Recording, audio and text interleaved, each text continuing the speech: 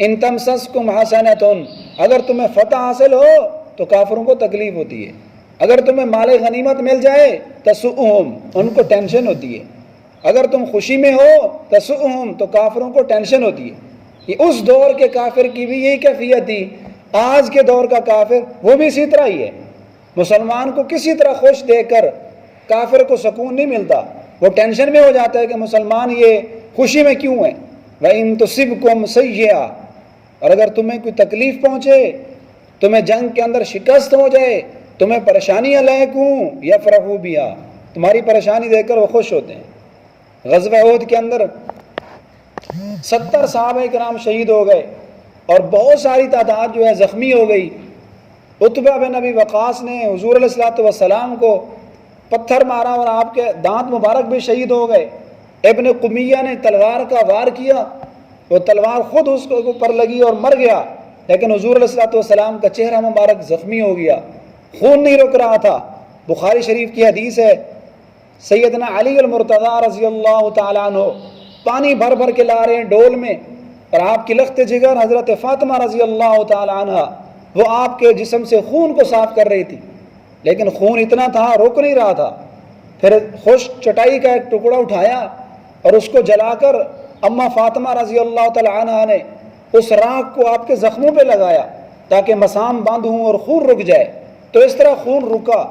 تو اس کیفیت میں جب 70 صحابہ کرام شہید، کثیر تعداد میں زخمی، حضور علیہ السلام بھی خود بھی زخمی ہو چکے ہیں، اس وقت جو کافر تھے انہوں نے یہ بات پھیلا دی کہ حضرت محمد صلی اللہ علیہ وسلم زخمی ہو کر شہید ہو گئے، اللہ تعالیٰ کو پیارے ہو گئے، دنیا سے چلے گئے۔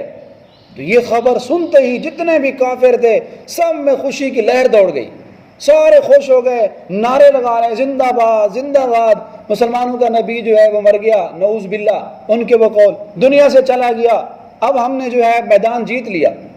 حضرت ابو سفیان رضی اللہ تعالیٰ عنہ جنہوں نے ابھی تک کلمہ نہیں پڑھا تھا، یہ بھی احد کے میدان میں کافروں کے صف میں کھڑے تھے، تو انہوں نے آواز لگائی افیکم محمد، کیا تمہارے درمیان حضرت محمد ابھی موجود ہیں؟ تو حضور علیہ الصلوۃ والسلام نے صحابہ کرام کو منع کیا، فرمایا لا تجیبوا، ابھی ان کو جواب نہ دو۔ پھر اس نے اور آواز لگائی افیکم ابو بکر، ابو بکر موجود ہیں؟ تو آپ نے فرمایا لا تجیبوا، ابھی ان کو جواب نہ دو۔ پھر اس نے تیسری آواز لگائی افیکم عمر، کیا عمر موجود ہے؟ تو آپ نے فرمایا لا تجیبوا، ان کو جواب نہ دو۔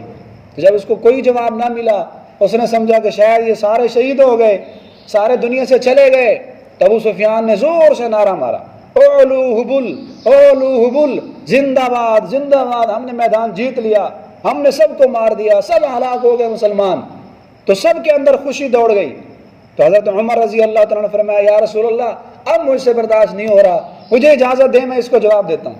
تو آپ نے زور سے جواب دیا، فرمایا اے ابو سفیان میں عمر بول رہا ہوں، عمر زندہ ہے، میں تمہارا علاج کروں گا، تمہارے لیے میں عمر کافی ہوں، یہ میرے ساتھ ابو بکر بیٹھے ہیں، یہ بھی زندہ ہے، اور ہمارا نبی ہمارے سردار وہ بھی زندہ موجود ہیں۔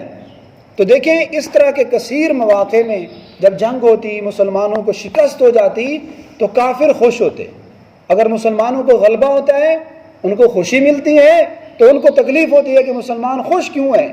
تو اللہ تعالیٰ نے ان کی اسی کیفیت کا منظر کھینچا کہ اگر تمہیں کوئی راحت پہنچتی ہے، تمہیں خوشی ملتی ہے تسؤم، ان کو تکلیف ہوتی ہے۔ معاشی طور پر اگر تم مستحکم ہوگے، معاشی طور پر تم مضبوط بنو گے تسؤم، کافروں کو پھر بھی ٹینشن